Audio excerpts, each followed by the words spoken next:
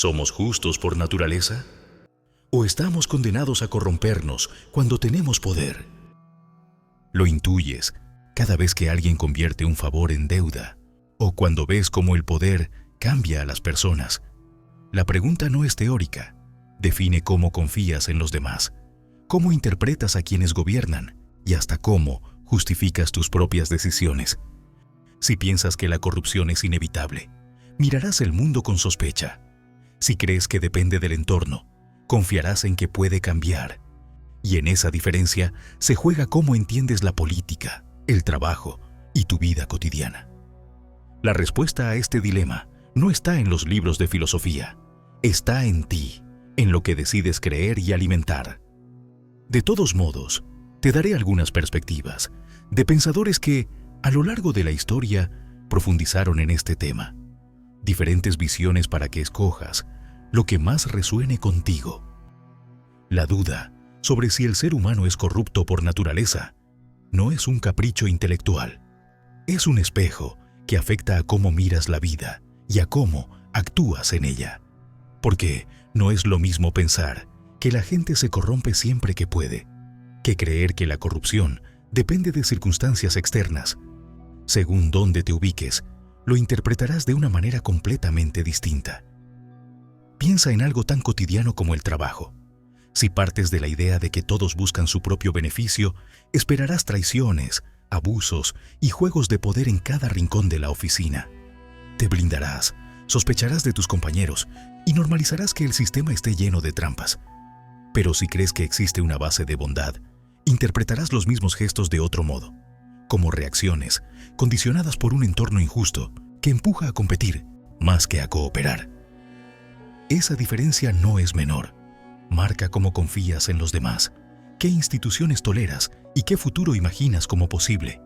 Incluso condiciona tu manera de relacionarte en lo personal, desde una amistad rota hasta una promesa incumplida. Todo se tiñe de la lente con la que ves la naturaleza humana.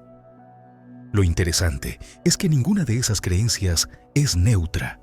Una mirada pesimista genera sociedades obsesionadas con el control, la vigilancia y el castigo. Una mirada optimista impulsa proyectos y estructuras que rescatan lo mejor de las personas. En ambos casos, lo que piensas sobre la naturaleza humana no se queda en una idea, se convierte en la base sobre la que se organiza la vida en común. Por eso, esto no es una discusión académica.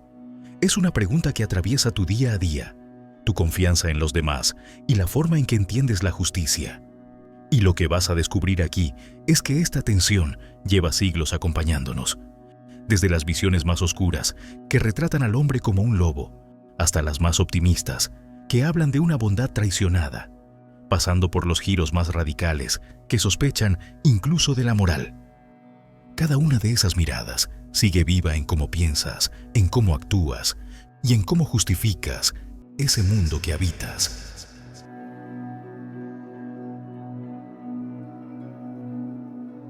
Cuando Thomas Hobbes escribió su obra más influyente, lo hizo bajo una convicción demoledora. Decía que, sin un poder que nos contenga, la vida humana sería solitaria, pobre, desagradable, brutal y corta. En su mirada, la corrupción no es un accidente, sino el resultado natural de instintos que empujan a cada persona a buscar ventajas sobre los demás. Hobbes imaginaba un estado original de la humanidad, sin leyes ni instituciones, donde cada individuo se guiaba por el miedo, el deseo y la necesidad de imponerse. Si no existiera un freno externo, la desconfianza sería total. Nadie confiaría en nadie, porque cualquiera, llegado el momento, aprovecharía la mínima oportunidad de dominar o traicionar. Por eso, según Hobbes, la única forma de evitar que la corrupción arrasara con todo es entregando poder a una autoridad fuerte, un leviatán capaz de vigilar y castigar. Lo interesante es cómo esa visión sigue vigente en la vida actual. Míralo a tu alrededor. Cámaras en las calles, contratos para acuerdos que antes se cerraban con la palabra, o contraseñas para proteger hasta lo más trivial. Todo es reflejo de una sospecha de base. Sin vigilancia, la corrupción aparecería de inmediato. Es como si viviéramos bajo la sombra de Hobbes, aceptando que la confianza espontánea no basta y que necesitamos mecanismos de control para sobrevivir juntos. Imagina ese grupo de trabajo donde cada uno busca destacar sobre los demás. Si partes de la visión hobbesiana, no te sorprenderá que alguien robe ideas, manipule información o intente quedar bien con el jefe a costa de perjudicar a otros. Al contrario, lo das por sentado que en cuanto se presente la ocasión, aparecerá la corrupción. Bajo esta visión, la gente no coopera porque quiere, sino porque teme a las sanciones si se descubre su juego. El problema de este diagnóstico es que, si lo asumes como cierto, condiciona toda tu mirada. Ves al otro como amenaza, justificas sistemas de control cada vez más estrictos y aceptas que la desconfianza es la norma. La corrupción deja de ser algo que se pueda evitar y se convierte en un rasgo estructural de lo humano, una fuerza latente que solo se contiene a golpe de castigo. Sin embargo, esta visión tiene un filo paradójico, porque, al pensar que todos actúan desde la sospecha y el interés, contribuyes a crear un entorno donde la desconfianza se normaliza y la corrupción se vuelve más probable. La profecía se cumple sola.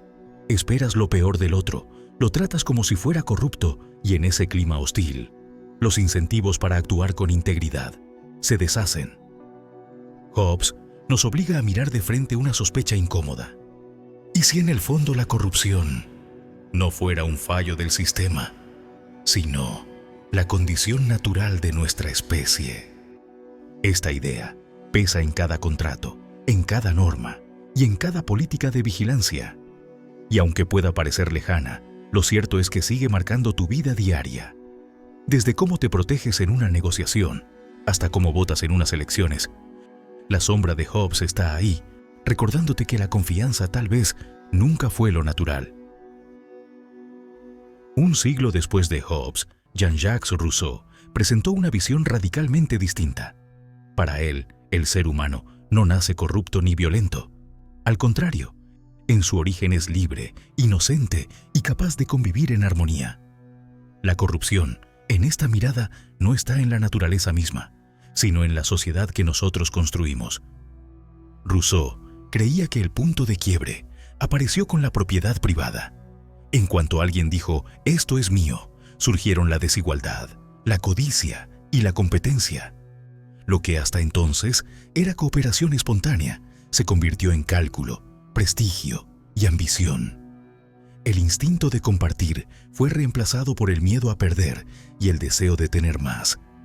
De ahí nace, según Rousseau, la corrupción, no de la esencia humana, sino del entorno que la desvía. Piensa en un ejemplo sencillo. Cuando confías por primera vez en alguien, lo normal no es partir de la sospecha. Tu primera reacción es abrirte, darle un voto de confianza. La desconfianza llega después, cuando esa confianza se rompe. Rousseau diría que, en ese gesto inicial, se revela lo auténtico de la naturaleza humana, una disposición a la bondad que solo se degrada cuando entra en contacto con un entorno injusto. También puedes verlo en los grupos pequeños. Entre amigos cercanos a menudo cooperamos sin necesidad de reglas ni castigos. Compartimos recursos, cuidamos unos de otros y no estamos pensando en sacar ventaja a cada instante. Rousseau interpretaba estas escenas como una prueba de que la corrupción no es innata, sino algo que aparece cuando la sociedad introduce jerarquías, desigualdad y poder. Lo mismo ocurre a gran escala. Los gobiernos que se inspiran en una visión optimista tienden a apostar por la educación, la cultura y el tejido comunitario. Creen que, si creamos entornos justos y equilibrados, la gente cooperará de manera natural. Desde esta mirada, la corrupción no se combate con vigilancia y castigo, sino con sistemas que fortalezcan la confianza. Ahora bien, esta visión también tiene un filo incómodo, porque si aceptas que la corrupción surge del entorno, ¿quién es el responsable? El riesgo es caer en una especie de inocencia colectiva, pensar que las personas siempre serían buenas si el sistema no las empujara hacia el mal. Pero la historia muestra que no basta con cambiar estructuras para eliminar la corrupción. Muchas revoluciones nacieron bajo ideales de justicia y terminaron replicando nuevas formas de abuso. Aún así, la intuición de Rousseau sigue viva en ti. Cuando observas un acto de generosidad espontánea, alguien que ayuda sin esperar nada a cambio, o alguien que comparte lo que tiene, aunque no le sobre, piensas que esa es la prueba de que la bondad existe. Y cuando ves a alguien aprovecharse del sistema, puedes culpar al entorno que lo empuja, la presión, la necesidad, la desigualdad. De un modo u otro, interpretas cada gesto a través del filtro del que Rousseau hablaba, que somos buenos en esencia, pero vulnerables a la corrupción de lo social. La fuerza de esta visión está en que ofrece una esperanza. Si el mal no está inscrito en nuestra naturaleza, entonces podemos diseñar sociedades más justas que despierten lo mejor de nosotros. Y a su vez, plantea una tensión que no se puede evadir. Si la bondad es real, pero frágil, ¿qué tan fácil es torcerla? ¿Cuánto necesita la sociedad para arruinar lo que parece puro en el ser humano? Esa es la pregunta que Rousseau deja sobre la mesa. Una mirada que suaviza la dureza de Hobbes, pero que no resuelve del todo la inquietud. Porque si la corrupción es un veneno externo, ¿cómo se explica que surja tan a menudo? Incluso sin que nadie la imponga. ¿Qué ocurre cuando lo que llamamos virtud es solo en apariencia? Ahí es donde otra voz, mucho más tajante, entra en juego. Hasta aquí, el dilema parecía un pulso entre dos extremos. Hobbes, convencido de que la corrupción es inevitable, y Rousseau, confiado en que es la sociedad la que nos desvía. Pero Nietzsche llevó esta discusión a otro nivel. Para él, incluso lo que llamamos virtud puede estar contaminado. Nietzsche sospechaba de la moral tradicional porque la veía como un disfraz. Según su mirada, gran parte de lo que consideramos bueno no es una expresión de integridad real, sino una estrategia de control. La moral dominante no surge de una pureza interior, sino de intereses ocultos que buscan domesticar al individuo. En otras palabras, la corrupción no desaparece cuando actuamos bien. A menudo se esconde bajo la forma de virtud. Míralo en ejemplos actuales. Un político habla de transparencia mientras negocia en la sombra. Una empresa presume de ser verde mientras sigue contaminando. Un influencer predica autenticidad, pero cada gesto está calculado para atraer seguidores. Nietzsche diría que ahí no hay verdadera virtud, sino una forma más sofisticada de corrupción. Un interés personal oculto, disfrazado de valores. Esta idea duele porque no deja escapar a nadie, ni al corrupto visible, ni al aparentemente ejemplar, y nos empuja a preguntarnos, ¿cuántas veces hago lo correcto por convicción? ¿Y cuántas lo hago para agradar a los demás o evitar críticas? La línea entre la integridad y la corrupción se vuelve difusa cuando descubres que hasta tus mejores intenciones pueden estar condicionadas por el interés. Nietzsche, de algún modo, dinamita la comodidad de Rousseau. Si el pensador francés confiaba en que el ser humano, en esencia, podía ser bueno, Nietzsche advierte que esa bondad, muchas veces, no es más que cálculo disfrazado. Y también rompe la lógica de Hobbes, porque incluso cuando entrenamos la virtud, como decía Aristóteles, ¿quién define lo que es virtud? ¿No será que, detrás de cada norma moral, lo que se esconde es el interés de quien la impone? El resultado es una sospecha radical. La corrupción no es solo un fallo externo, ni una tendencia natural. Es también un juego de máscaras. Incluso cuando creemos estar lejos de ella, puede que simplemente la hayamos refinado, vistiéndola con otro nombre.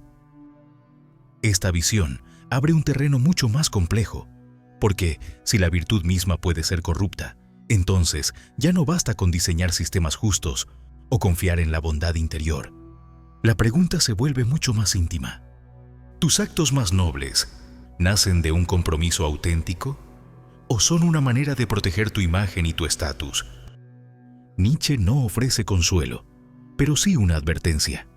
Que mires con sospecha, incluso aquello que parece más puro, Que no te engañes creyendo que la corrupción está siempre afuera, en los demás, en las instituciones o en el sistema. Tal vez esté más cerca de lo que imaginas, en tu manera de justificarte, en tu necesidad de reconocimiento, en tus gestos de moralidad calculada. Hobbes y Rousseau discutían sobre si la corrupción está en la naturaleza o en la sociedad. Nietzsche abre un filo distinto. La corrupción puede estar incluso en la forma en que entiendes la moral. Pero, ¿qué nos dice la ciencia moderna sobre esta tensión? ¿Realmente estamos condenados a corrompernos? ¿O todavía hay espacio para elegir otro camino? Después de escuchar a estos tres autores, el dilema parece un callejón sin salida. Hobbes nos describe como lobos que necesitan vigilancia constante. Rousseau nos retrata como inocentes arruinados por la sociedad. Y Nietzsche revela farsantes que disfrazan sus intereses de virtud. Frente a esas visiones, la ciencia moderna abre un ángulo distinto. La corrupción no es un destino fijo, sino una posibilidad latente. La psicología evolutiva nos recuerda algo fundamental. Como especie, no habríamos sobrevivido sin cooperación. Un ser humano aislado en la prehistoria tenía pocas probabilidades frente a depredadores o la escasez de alimento. Fue la unión en grupo, el reparto de recursos y el cuidado mutuo lo que permitió que la humanidad prosperara. Eso significa que llevamos en nosotros la capacidad natural de ayudar, confiar y colaborar. Pero esa misma biología también nos dejó otra marca: la necesidad de asegurar ventaja personal, cuidar de los nuestros, proteger recursos, ganar estatus. En cada cerebro conviven dos impulsos contradictorios, uno que nos empuja a la cooperación y otro que nos arrastra al egoísmo. Y ambos se activan según el contexto. Míralo en algo cotidiano. En el tráfico, un conductor puede colarse sin remordimientos, mientras otro cede el paso a un desconocido. En el trabajo, un compañero puede guardarse información para brillar solo, mientras otro comparte recursos para que el equipo avance. No son especies distintas, es la misma persona, capaz de ambas conductas, dependiendo de la situación. Experimentos como el de Milgram o el de Zimbardo mostraron hasta qué punto personas comunes podían volverse abusivas o crueles bajo presión de la autoridad o en un contexto que lo normalizara. No porque fueran monstruos de nacimiento, sino porque las condiciones despertaban un lado oscuro que, de otro modo, nunca habrían mostrado. También, a través de la neurociencia, se sabe que ayudar activa los mismos circuitos de recompensa que ganar dinero o conseguir estatus. Donar, compartir, cuidar, producen placer real, el mismo que obtener poder o reconocimiento. Nuestro cerebro no distingue entre esas recompensas, solo marca que hemos asegurado algo valioso. Eso significa que tanto la cooperación como la corrupción están inscritas en nuestra biología. No eres inmune a ninguna de las dos. Ese es el punto. No naciste condenado a la corrupción, pero tampoco naciste incorruptible. Llevas dentro semillas opuestas y lo que florece depende de las condiciones y de lo que eliges reforzar.